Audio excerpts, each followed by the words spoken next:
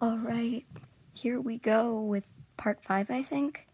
Um, this one, there's less this one, oh boy. We have some fun discussions about abandonment. And I think I'm just only going to be reading one section because it's particularly long this time. So we're gonna have some fun with this one today. Anyways, let's get started. You should probably knock, because I will be busy avoiding eye contact to prevent another incident like what happened this afternoon, Jenny supplied, looking at the door like it had wronged her somehow and trying to keep Will from noticing the blood on the doorframe. All right, is the blood yours? Will asked pensively. Damn it. Yes, so is the blood on the sidewalk. I heal fast, but not that fast. I would have walked all the way home if I healed instantly. Jenny replied honestly. Will deserved friends who would tell him the truth and not treat him like he's fragile. Jenny had seen him get isolated from the rest of the party. She wanted to still be there for him. She nodded at Will to knock on the door. Steve opened the door and jumped back a little in surprise at Will and Jenny's arrival. That was a good sign. Can we come in? Will asked. It was more of a pleasantry for him, but he figured Jenny probably need to renew her permission to enter the house. I'm not covered in blood this time, Jenny quipped with an easy grin. She came back. Will's here too.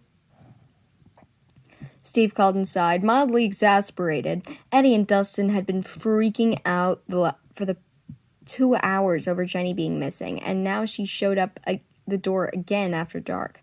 Harrington, I literally can't come inside unless you invite me. Can we please get on with this? I want to figure out if we can stop me from doing whatever the hell happened earlier. We, as a party, collectively have some Bram Stoker to read for some more niche vampire lore that'll hopefully work, because currently I can eat garlic bread in a church all I want and be fine. Jenny stated impatiently. All right. Right. Come on in, Steve floundered, catching her eyes for a moment despite her best efforts. Steve, I'm doing my best to avoid eye contact, but you're making it really hard. I'm going to avoid a repeat of forcing you to calm down on your own.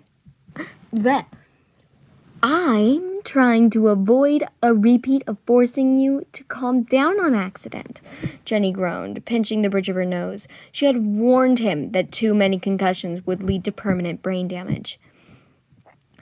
I thought it was way worse than you just telling him to calm down, and then he just did it.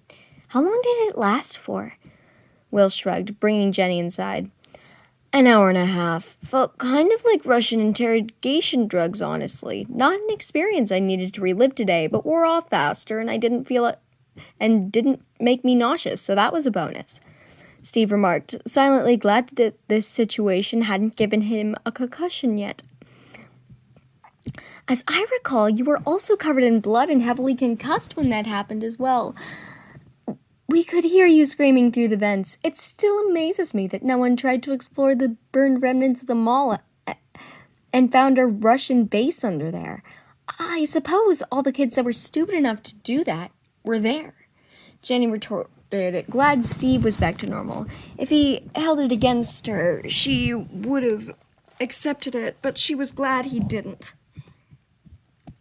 So, you can turn into a demobat when stressed or injured. Good to know, Dustin remarked, jotting down more notes. I would prefer it if I couldn't, but this is the way my existence is now. I'm trying to think of an excuse for the change in eye color. Maybe I should just wear sunglasses and say that some debris hit my head, making me really sensitive to light, Jenny remarked, attempting to logic her way through the dilemma that faced her.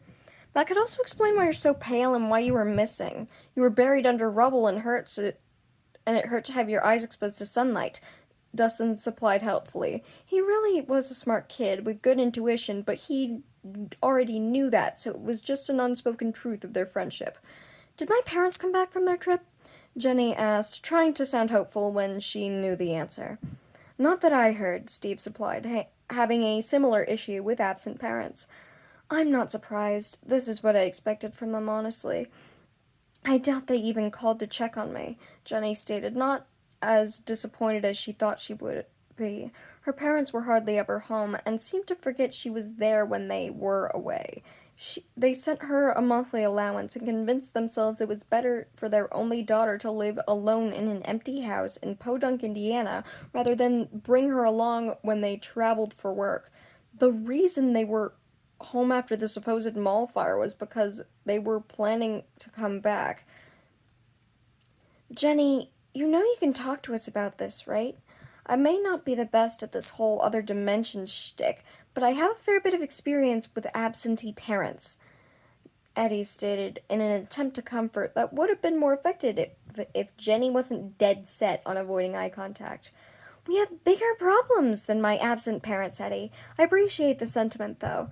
If you ever have nightmares about the whole other dimension shtick, as you called it, call me. I'll be there.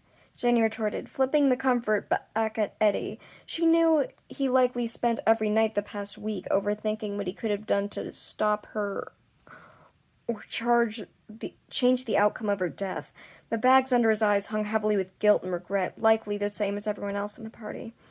How is Vecna still alive?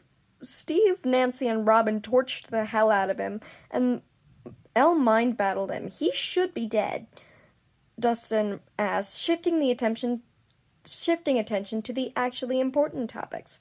My guess is he's a lich and we failed to destroy his phylactery. Unless he counted me as the final sacrifice, I'm sorry about Max. Joining the ranks with Chief Hopper, I suppose, gone but not forgotten, Jenny remarked solemnly. She liked the redhead and her abundance of sass. The party wouldn't be the same without her. About that, Jenny, Elle got her powers back and revived Max. She's comatose and in the hospital but alive. Hopper was kidnapped by Russians, and my mom went on this massive mission to go find him in Alaska, Willa informed shyly. Me, you, Hopper, Max, and technically Elle. Feels like this is becoming a trend. If I'm right, I told you so, but this is a theory. What if Barb and Billy are just in the Upside Down chilling? Jenny admonished. It was a possibility she didn't want to prepare for. She hadn't seen either of them when she was there, but you could never be too prepared with the Upside Down.